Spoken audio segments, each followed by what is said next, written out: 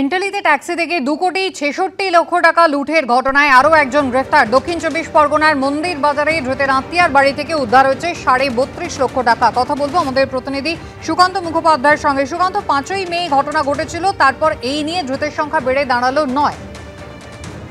একেবারে দেখো, এই নিয়ে এখনো পর্যন্ত 9 জনকে গ্রেফতার করা হয়েছে এবং 2,66,00,000 টাকা যা ট্যাক্সি থেকে কার্যত লুট করা হয়েছিল, সেই ঘটনাতে এখনো পর্যন্ত 1,48,00,000 টাকা উদ্ধার হয়েছে। এখনো অনেকগুলো টাকা কিন্তু উদ্ধার করা সম্ভব হয়নি।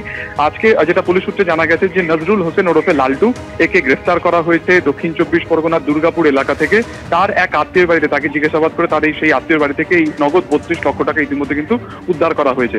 এই 9 জনের মধ্যে একজন কলকাতা পুলিশের এসটিএফ এর একজন কনস্টেবলও রয়েছে যারা এই ঘটনার সাথে যুক্ত ছিল, এবং তাদেরকে জিজ্ঞাসাবাদ করেই কিন্তু আজকে এই নজরুল হোসেনকে গ্রেফতার করা হয়। গত 5 মে একটি ট্যাক্সিতে করে একটি ফরেক্স কোম্পানি বা বৈদেশিক মুদ্রা লেনদেনের একটি সংস্থার মারফত কিছু টাকা 2,66,00,000 টাকা এটি পার্ক সার্কাসের একটি রাষ্ট্রায়ত্ত ব্যাংকের ব্রাঞ্চে যখন ট্যাক্সি করে নিয়ে যাওয়া হচ্ছিল, তখনই সেই গাড়িটিকে থামানো হয়। সেই গাড়িটিকে একটি ফাঁকা জায়গাতে নিয়ে গিয়ে সেটিকে লুট করা হয়, এবং যেটা তোমাকে বললাম যে 2,66,00,000 টাকা লুট করা হয়। সেই ঘটনার সিসিটিভি ফুটেজ খতিয়ে দেখে এর আগে 8 জনকে গ্রেফতার করা হয়েছিল।